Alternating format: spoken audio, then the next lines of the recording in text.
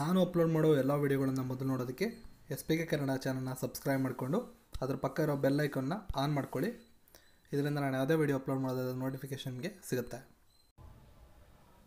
Hi hello ಎಲ್ರಿಗೂ ನಮಸ್ಕಾರ. SPK Kannada YouTube ಚಾನಲ್ಗೆ ನಿಮಗೆ ಸ್ವಾಗತ. ಸೊ ಇವತ್ತಿನ ಈ ವಿಡಿಯೋದಲ್ಲಿ ಮಾರ್ಚ್ 28ರ ಪ್ರಮುಖ ಪ್ರಚಲಿತ ವಿದ್ಯಮಾನಗಳನ್ನು ತಿಳ್ಕೊತಾ ಹೋಗೋಣ. ಇದರ PDF ಅನ್ನು ನೀವು SPK ಕನ್ನಡ ಅಂತ ಸರ್ಚ್ ಮಾಡಿ ಟೆಲಿಗ್ರಾಮಲ್ಲಿ ಪಡ್ಕೋಬೋದು. ಭಾರತದ ಆಳವಾದ ಸಾಫ್ಟ್ ಗುಹೆ ಈ ಯಾವ ರಾಜ್ಯದಲ್ಲಿ ಕಂಡುಬಂದಿದೆ? ಸರಿಯಾದಂಥ ಉತ್ತರ ಆಪ್ಷನ್ 3 ಮೇಘಾಲಯದಲ್ಲಿ ಇದು ಕಂಡುಬಂದಿದೆ. ಭಾರತದ ಆಳವಾದ ಸಾಫ್ಟ್ ಗುಹೆ ಮೇಘಾಲಯದ ಈಸ್ಟ್ ಖಾಸಿ ಹಿಲ್ಸ್ ಜಿಲ್ಲೆಯಲ್ಲಿ ಕಂಡುಬಂದಿದೆ. ಸುಮಾರು 105 ಅಡಿ ಆಳವಾಗಿರತಕ್ಕಂಥ ಗುಹೆ ಅಂತ ಸದ್ಯದ ಮಾಹಿತಿ ಸಿಕ್ಕಿದೆ. ಫ್ರೆಂಚ್ ಓಪನ್ಗೆ ಡಿಜಿಟಲ್ ಪರಿಹಾರವನ್ನು ಯಾವ ಭಾರತೀಯ ಕಂಪನಿ ಒದಗಿಸುತ್ತದೆ? ಸರಿಯಾದಂಥ ಉತ್ತರ ಇನ್ಫೋಸಿಸ್. ಇದಕ್ಕೆ ಒಂದು ಭಾರತೀಯ company Indian technology company Infosys ರೊಯಾಲ್ಟಾ ಗ್ಯಾಸೋನೊಂದಿಗಿನ 3 ವರ್ಷಗಳ ಸಹಭಾಗಿತ್ವ ಒಪ್ಪಂದಕ್ಕೆ ಸಹಿ ಹಾಕಿದೆ. ಸೊ ಕಂಪನಿ ಯಾವುದು ಅಂತ ಹೇಳಿದ್ರೆ Infosys. Indian premier league IPL ಅಂತ ಏನು ಕರಿತೀವಿ, ಇದರಲ್ಲಿ 5,000 ರನ್ಗಳನ್ನು ಪೂರ್ಣಗೊಳಿಸಿದ ಪ್ರಥಮ ಕ್ರಿಕೆಟಿಗನ ಹೆಸರೇನು? ಸರಿಯಾದಂಥ ಉತ್ತರ ಸುರೇಶ್ ರೈನಾ.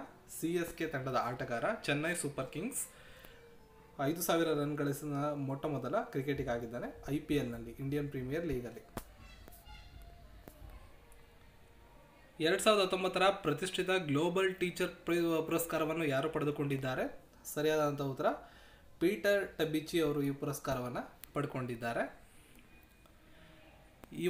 ಇವರಿಗೆ ಹಾಲಿವುಡ್ ನಟ ಹ್ಯೂ ಜಾಕ್ಮನ್ ಆಯೋಜಿಸಿದಂತಹ ದುಬೈನ ಸಮಾರಂಭದಲ್ಲಿ 2019ರ ಪ್ರತಿಷ್ಠಿತ ಗ್ಲೋಬಲ್ ಟೀಚರ್ ಪುರಸ್ಕಾರವನ್ನು ನೀಡ್ತಾರೆ. ಈ ಒಂದು ಪುರಸ್ಕಾರಕ್ಕೆ ಇವರು ಅರ್ಹರಾಗೋಕ್ಕೆ ಪ್ರಮುಖವಾದ ಕಾರಣ ಇವರ ಮಾಸಿಕ ಆದಾಯದಲ್ಲಿ 80% ಬಡವರಿಗೆ ನೀಡ್ತಾ ಇರ್ತಕ್ಕಂಥದ್ದು. 64ನೇ ಫಿಲ್ಮ್ಫೇರ್ ಪ್ರಶಸ್ತಿ 2019 ಎಲ್ಲಿ ನಡೆಯಿತು? ಸರಿಯಾದಂಥ ಉತ್ತರ ಮುಂಬೈ. ಕಳೆದ ವಿಡಿಯೋದಲ್ಲಿ ಇದ್ರ ಬಗ್ಗೆ ಸಂಪೂರ್ಣ ಮಾಹಿತಿಯನ್ನು ಕೊಟ್ಟಿದ್ದೇನೆ. ಯಾರ್ಯಾರು ವಿನ್ನರ್ ಆಗಿದ್ದಾರೆ, ಯಾವ್ಯಾವ ಕೆಟಗರಿ ಯಾರ್ಯಾರಿಗೆ ಪುರಸ್ಕಾರ ಸಿಕ್ಕಿದೆ ಅಂತ ಕಳೆದ ವಿಡಿಯೋನ ಒಂದ್ಸಲ ಚೆಕ್ ಮಾಡಿ. ಏಪ್ರಿಲ್ನಲ್ಲಿ ಎಷ್ಟು ಉಪಗ್ರಹಗಳನ್ನು ಇಸ್ರೋ ಉಡಾವಣೆ ಮಾಡುತ್ತದೆ? ಸರಿಯಾದಂಥ ಉತ್ತರ ಆಪ್ಷನ್ 1 29 ಉಪಗ್ರಹಗಳನ್ನು ಏಪ್ರಿಲ್ನಲ್ಲಿ ಇಸ್ರೋ ಉಡಾವಣೆ ಮಾಡುತ್ತೆ. ಇದರ ಬಗ್ಗೆ ಸಂಪೂರ್ಣ ಮಾಹಿತಿನ ನಾನು ಮುಂದಿನ ದಿನಗಳಲ್ಲಿ ನೀಡ್ತೇನೆ. ಇಸ್ರೋ ಅಂದರೆ Indian space research organisation. Opioid ವ್ಯಸನಿಗಳಿಗೆ ಚಿಕಿತ್ಸೆ ನೀಡಲು ಮೊಬೈಲ್ ಮೆಥಡೋನ್ ವ್ಯಾನ್ಗಳನ್ನು ಯಾರು ಪ್ರಾರಂಭಿಸಿದ್ದಾರೆ? ಸರಿಯಾದಂಥ ಉತ್ತರ AIIMS. Option 1 all India institute of medical science ಅಂತ ನಾವೇನು ಕರಿತೀವಿ, ಅವರು ಮೊಬೈಲ್ ಮ್ಯಾಥಡೋನ್ ವ್ಯಾನ್ಗಳನ್ನು ನವದೆಹಲಿಯ ಒಳನಗರ ನೆರೆಹೊರೆಗಳಲ್ಲಿ ಈ ಒಂದು ಓಪಿಯಾಯ್ಡ್ ವ್ಯಸನಿಗಳಿಗೆ ಚಿಕಿತ್ಸೆ ನೀಡೋದಕ್ಕೆ ಬಳಸ್ತಾ ಇದ್ದಾರೆ. ಯಾವ ದೇಶ 5 ವರ್ಷಗಳ ಮಿಲಿಟರಿ ಆಡಳಿತದ ನಂತರ ಮೊದಲ ಬಾರಿಗೆ ಚುನಾವಣೆಯನ್ನು ಎದುರಿಸುತ್ತದೆ? ಸರಿಯಾದಂಥ ಉತ್ತರ ಥೈಲ್ಯಾಂಡ್ ದೇಶ. ಕಳೆದ 5 ವರ್ಷಗಳ ಕಾಲ ಸೇನಾ ಆಡಳಿತದ ನಂತರ ಥೈಲ್ಯಾಂಡ್ನಲ್ಲಿ ಮೊದಲ ಸಾರ್ವತ್ರಿಕ ಚುನಾವಣೆ ನಡೀತದೆ. ಸೇನಾ ಪಡೆಯ ಚುನಾಯಿತ ಸರ್ಕಾರವನ್ನು 2014ರಲ್ಲಿ ದಂಗೆ ಎದ್ದು ಸೇನಾ ಪಡೆ ಸಂಪೂರ್ಣವಾಗಿ ಆಡಳಿತವನ್ನು ಕೈಗೆತ್ತಿಕೊಂಡಿತ್ತು. ಈಗ ಒಂದು ಸಾರ್ವತ್ರಿಕ ಚುನಾವಣೆಯಲ್ಲಿ ನಡೀತಾ ಇದೆ. ಸಂಚಾರ ದಟ್ಟಣೆಯನ್ನು ಸರಾಗಗೊಳಿಸುವ ಇಂಡೋನೇಷ್ಯಾದ ಮೊದಲ ಸಾಮೂಹಿಕ ವೇಗದ ಸಾಗಣೆ ವ್ಯವಸ್ಥೆ ಎಲ್ಲಿ ಉದ್ಘಾಟನೆಯಾಗಿತ್ತು? ಸರಿಯಾದಂಥ ಉತ್ತರ ಜಕಾರ್ತಾದಲ್ಲಿ ಇದು ಉದ್ಘಾಟನೆಯಾಗಿದೆ. ಇಂಡೋನೇಷ್ಯಾದ ರಾಜಧಾನಿ ಜಕಾರ್ತಾ. ಇಂಡೋನೇಷ್ಯಾದ ಅಧ್ಯಕ್ಷ ಜೋಕೋ ವಿಡೋಡೋ ಅವರು 24ನೇ ಮಾರ್ಚ್ ದೇಶದ ಮೊದಲ ಸಾಮೂಹಿಕ ಕ್ಷಿಪ್ರ ಸಾಗಣೆ ವ್ಯವಸ್ಥೆಯನ್ನು ಉದ್ಘಾಟನೆ ಮಾಡಿದ್ರು. ಇದು ರಾಜಧಾನಿ ಜಕಾರ್ತಾದಲ್ಲಿ ಸಂಚಾರ ದಟ್ಟಣೆಯನ್ನು ಕಡಿಮೆ ಮಾಡುವಂಥ ಗುರಿ ಹೊಂದಿದೆ. Reserve bank of India depend digital ಪೇಮೆಂಟ್ಸ್ನ 5 ಸದಸ್ಯರ ಸಮಿತಿಯನ್ನು ನೇಮಿಸಿದೆ. ಈ ಸಮಿತಿಯ ಮುಖ್ಯಸ್ಥರು ಯಾರು? ಸರಿಯಾದಂಥ ಉತ್ತರ ನಂದನ್ ನಿಲೇಕಣಿ. ಇದನ್ನು ಅಷ್ಟೇ ಕಳೆದ ವಿಡಿಯೋ ಅದರ ಹಿಂದಿನ ವಿಡಿಯೋವನ್ನು ಚೆಕ್ ಮಾಡಿ, ಇದೇನು ಎತ್ತ ಅಂತ ನಾನು ಸಂಪೂರ್ಣ ಮಾಹಿತಿ ನಿಮಗೆ ಕೊಟ್ಟಿದ್ದೇನೆ. ರಿಸರ್ವ್ ಬ್ಯಾಂಕ್ ಆಫ್ ಇಂಡಿಯಾ ಏನಕ್ಕೆ ಇದನ್ನು ನೇಮಕ ಮಾಡಿದೆ ಅನ್ನೋ ಸಂಪೂರ್ಣ ಮಾಹಿತಿಯನ್ನು ಕಳೆದ ವಿಡಿಯೋದಲ್ಲಿ ಕೊಟ್ಟಿದ್ದೀನಿ ನೋಡಿ. ಭಾರತೀಯ ನೌಕಾಪಡೆಯ NBCTF ಅನ್ನು ಡ್ಯಾಶ್ನಲ್ಲಿ ಉದ್ಘಾಟಿಸಲಾಯಿತು. ಸೊ ಪ್ರಶ್ನೆಗೆ ಸರಿಯಾದಂಥ ಉತ್ತರ INS Shivaji. Option 3. So NBCTF ಅಂದರೆ nuclear biological chemical training facility ಅಂತ ಕರಿತೀವಿ.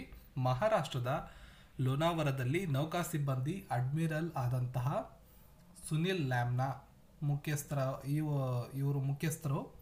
ಇವರು INS ಶಿವಾಜಿಯಲ್ಲಿ ಭಾರತೀಯ ನೌಕಾಪಡೆಯ ಪರಮಾಣು ಜೈವಿಕ ರಾಸಾಯನಿಕ ತರಬೇತಿ ಸೌಲಭ್ಯ ಇದನ್ನು ಉದ್ಘಾಟನೆ ಮಾಡಿದ್ದಾರೆ. ವಿಶ್ವದ ಮೊದಲ ವೈರ್ಲೆಸ್ ಇ ಕ್ಯಾಬ್ ಚಾರ್ಜಿಂಗ್ ಕೇಂದ್ರವನ್ನು ಯಾವ ದೇಶ ಪರಿಚಯಿಸಿದೆ? ಸರಿಯಾದಂಥ ಉತ್ತರ ಆಪ್ಷನ್ 4 ನಾರ್ವೆ ದೇಶ ಇದನ್ನು ಪರಿಚಯಿಸಿದೆ. ನಾರ್ವೆಯ ರಾಜಧಾನಿ ಓಸ್ಲೋದಲ್ಲಿ ವಿದ್ಯುತ್ ಟ್ಯಾಕ್ಸಿಗಳಿಗಾಗಿ ವೈರ್ಲೆಸ್ ಇಂಡಕ್ಷನ್ ಆಧಾರಿತ ವೇಗದ ಚಾರ್ಜಿಂಗ್ ಸಿಸ್ಟಮ್ಗಳನ್ನು ಸ್ಥಾಪಿಸಿದಂಥ ವಿಶ್ವದ ಮೊದಲ ನಗರ ಆಗುತ್ತೆ ಇದು. ಚಾರ್ಜಿಂಗ್ ಫಲಕಗಳನ್ನು ಟ್ಯಾಕ್ಸಿ ನಿಲುಗಡೆ ಮಾಡಲಾಗಿರುವ ನೆಲದಲ್ಲಿ ಸ್ಥಾಪನೆ ಮಾಡಲಾಗುತ್ತೆ. ಓಮನ್ ಓಪನ್ ಟೇಬಲ್ ಟೆನ್ನಿಸ್ನಲ್ಲಿ ಓಮನ್ನಲ್ಲಿ ನಡೀತಿರ್ತಕ್ಕಂಥ ಓಪನ್ ಟೇಬಲ್ ಟೆನ್ನಿಸ್ ಟೂರ್ನಮೆಂಟ್ನಲ್ಲಿ ಅರ್ಚನಾ ಕಾಮತ್ ಅವರು ಯಾವ ಪದಕವನ್ನು ಗೆದ್ದಿದ್ದಾರೆ? ಸರಿಯಾದ ಉತ್ತರ ಬೆಳ್ಳಿಯ ಪದಕ, ಸಿಲ್ವರ್.